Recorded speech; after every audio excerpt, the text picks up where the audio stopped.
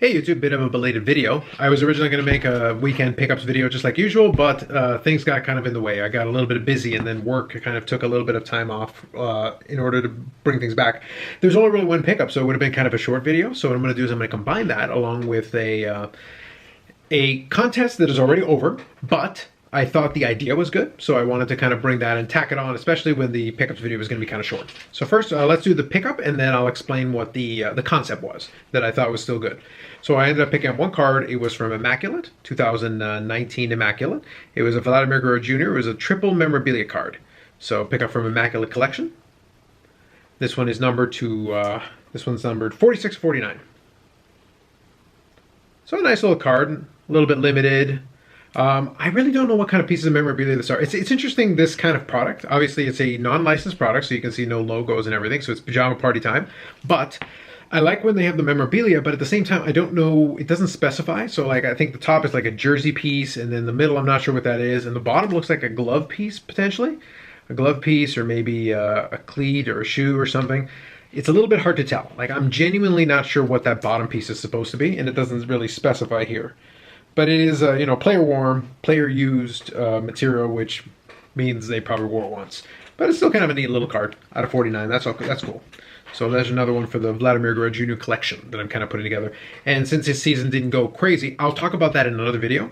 But him not having like the craziest rookie year in the world is actually kind of beneficial for me. But it kind of depends on your perspective, right? So the contest that ended already, that I'm referencing, what I'll do is I'll include a link in the description to the channel in question. I'm going to try to get this right. It's ARFalk77. I think that's how you say it. I'm not sure. But it's kind of one of the OG, you know, YouTube card collecting channels. Very unique personality type, we'll call it that way. But they had a little bit of a contest idea. And their contest idea was to talk about rainbows.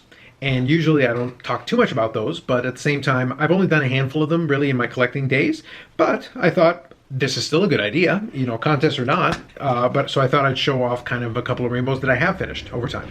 One of them I've definitely shown off in the past, but a couple of these, well, actually two of these I've definitely shown up in the past, but the third one I haven't so much. So first, let's start off with this one. So from 97, 98, Upper Deck, Black Diamond Hockey. So we're talking about Medano here because that's my main player collection from that era. So this is what the base card looks like. Pretty straightforward. It's kind of a cool looking card. It's got kind of a nice foil etching and everything. So that one is the single diamond version. I really love this set. This is one of my favorite sets. Especially 97, 98 is probably like my wheelhouse, my favorite year in hockey card collecting. But that Medano card is pretty sweet. So right now he's there trying to get, trying to score on.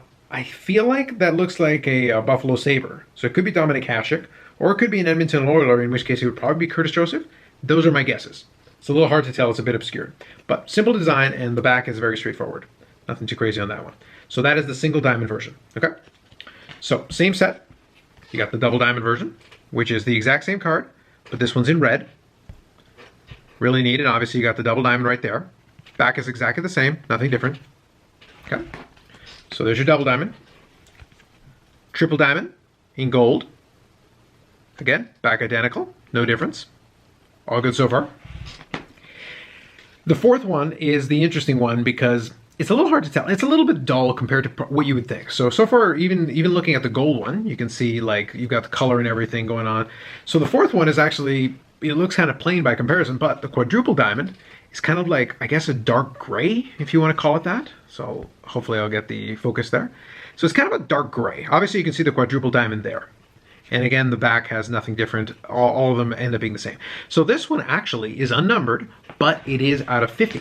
So there's only 50 copies of that one. So it's actually fairly limited. It's usually the tough one to get. Cards especially limited to that degree in the late 90s were really tough. So that is all the base cards. All the base cards and the parallels. So they also had an insert set in the exact same year, and that was the premium cut die cut set. So this is the Medano for that one. So again, this is the single diamond version. Nice looking card. I was a big fan of these back in the day. I genuinely don't remember what the odds were on these premium cuts, but you had different odds depending on which one you go. So again, double diamond now. Keeps a very similar theme, triple diamond. Okay. And when you get to the quadruple diamond, it gets a little bit interesting with this year for some reason. I don't know why they came up with this idea, but here is the quadruple diamond.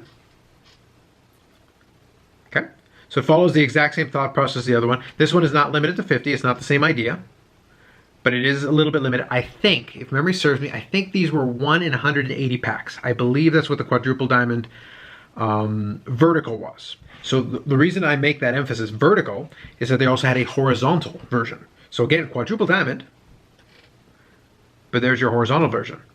Now, here's the thing. They had different different odds depending on which player. So I think Medana was one of the more common ones. So this one's actually easier than this one. Sorry, flip it the right way. I am a little bit tired, so forgive me. But this one here at 1 in 180 packs is actually tougher than this one. I think this was 1 in 90 packs. I'm going strictly from memory, but I believe that's right. But I can tell you definitely that the one was a little bit tougher than the other. Medana was one of the easier ones, so to speak, from the vertical, but it was still not an uncommon card. So this one here is not only a rainbow of all the cards related to those two little related to the insert and the base card set. This is actually every single card for Medano in this particular 97-98 Black Diamond set. So that is complete. That was a good one that I was a big fan of, and when I got to complete that, I was very happy with myself. 1 year later, again sticking to the late 90s, still Medano, you had the 98-99 Upper Deck Choice, which was kind of a low-end brand. It was like Collector's Choice was one low-end brand, and then UD Choice was basically the same thing, to be honest with you. Relatively inexpensive packs. I remember opening up a bunch of them. And inside of it, you had an insert set that was the UD Choice Star Choice. And they've had a couple of those over the years, but this was the 98-99 version. So I'll show it to you. So this is the regular version. So this is 1 per pack. You get the blue version. So it's a single star. Same concept as what I just talked about a second ago, but single star. So 1 per pack. I genuinely don't remember what the ratio was on this one, but I feel like it's once in every 6 or 7 packs. So a couple of these per box, you could get the green one. So there's your double, your Star Choice double, or your Star Choice 2 stars. There's your double. Okay. So the green one, like I said, is one, and you get about 3 or 4 of them in a box, give or take. Might have been more than that, but that's kind of what I remember. Now this one was 1 per box. This is the red one. So this is your triple. Again, exact same idea. Nothing crazy. Now, like I said, this is a base low-end product. The thing about the late 90s is when you have a base low-end product, every single one of those cards I showed you can be had for a couple of bucks or less. No problem, any day of the week. The tough one is when you get to the 4, the 4 star, because that one was the gold. So that's this one. And the thing with this one is, that one is out of 100. It's actually numbered. So here's your problem. Out of 100 in today's world is not that difficult. Obviously, it's relatively limited, but the problem is you have to think about how many boxes you have to open in order to pull one of those. So there were only 30 players in the set. So you have 30 players in the set, 100 cards of the gold version of this one here. And that means there were 3,000 total cards in the entire print run that you could pull. So I'm pretty sure some of them are still sitting in boxes today. They're just tough. They're tougher than hen's teeth. I don't remember seeing more than a handful of them. Basketball had one of these, and if I can find it, I'll try to include it in the video. I think I saw a Karl Malone that was like $700 or $800 for the exact same card from the same year, but that particular gold version for the Karl Malone, they're just tough because a lot of that stuff got cracked open, but there's a lot missing that never saw the light of day. So it's kind of crazy to think about. Yeah, it shouldn't really be that expensive if you really think about it. Out of 100 isn't really that crazy, but when you've got thousands and thousands and tens of thousands and 100,000 boxes or whatever ridiculous amount they printed of these, there's 100 of those and then only 30 players. So you're not really going to pull a lot of those. That's a toughie. When I was able to get my hands on that one, I definitely had to pull the trigger on that. All right, last one. We're going to do a little bit more modern, kind of in the current day. So I'm going to try to do this most common to least common. So let me kind of do a reverse here. So this is from the 2018 Leaf Ultimate Series. Again, it's another one of the unlicensed, but still really cool looking cards. So you got, I guess I'm going to call it the bronze version. So you got the bronze version of this one. So this is out of 15. This is the most common version. So it's the Mike Modano Signatures subset inside of that 2018-2019 Leaf Ultimate Hockey. So the bronze version out of 15. The next most common one is the purple. That's out of 7. Again, same, these are all part of the exact same design. So nothing too different on these. Next one after that. Now there is an out of 5 that's kind of a kind of a, you know, a blue, a baby blue, like an ice blue, something like that. I don't have that one, and I haven't seen one yet. So I'm sure it's out there, but I genuinely haven't seen it. So the next one I have here, the first 2 rainbows are complete. So this one I'm still kind of working on. But you got the red here, out of 3. I love the red. It's a really nice looking card. It's part of the reason why I'm so surprised I genuinely haven't seen the blue, because that red out of 3 is obviously very tough. And then this one here is the kind of silver, that's out of 2.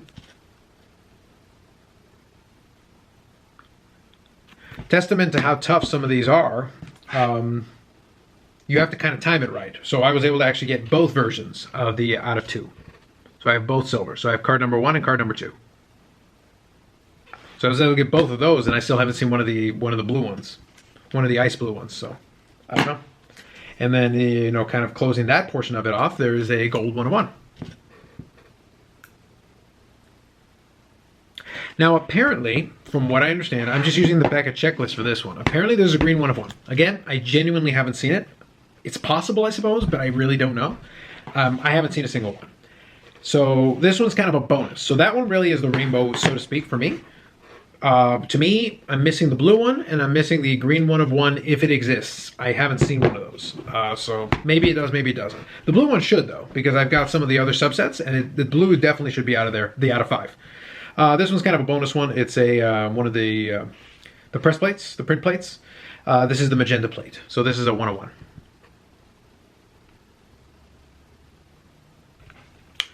So right there, 2 101s, with potentially a third one, I guess, if it comes up, and then an out of 5. If I can find the out of 5, I'll more or less consider this little subset complete with the printing plate as kind of a bonus.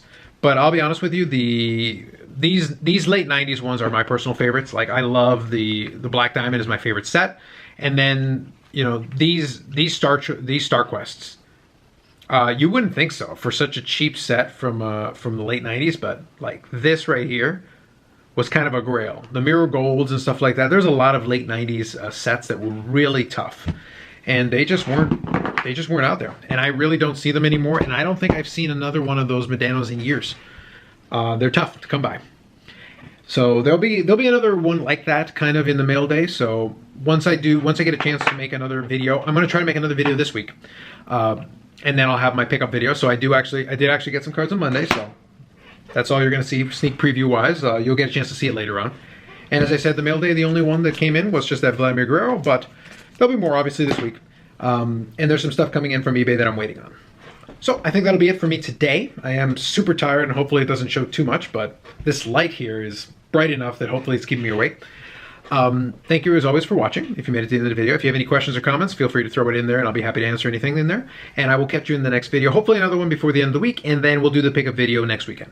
Thanks very much, and I will catch you in the next video.